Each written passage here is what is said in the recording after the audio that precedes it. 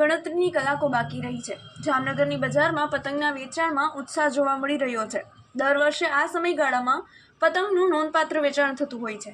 ચાલુ વર્ષે પતંગ બનાવવાના કાચા માલ અને ટ્રાન્સપોર્ટેશન મોંઘું થતાં પતંગના ભાવમાં 10 થી 15% વધારો થયો છે। જામનગરમાં પતંગ ખંભાત, નડિયાદ, અમદાવાદ, સુરત સહિતના શહેરોમાંથી આવે છે।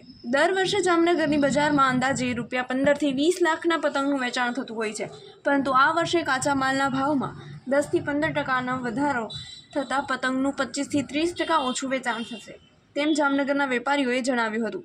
જોકે બજારમાં નરેન્દ્રભાઈ મોદી અને ભારત માતાની છબી સાથેના પતંગો મળતા લોકો તે લેવામાં ઉત્સાહ દર્શાવી રહ્યા છે। જય શ્રી રામ। મારું નામ છે નિમેશ સિમરિયા। હું સિઝનેબલ વ્યવસાય સાથે ઘણા વર્ષોથી સંકળાયેલો છું।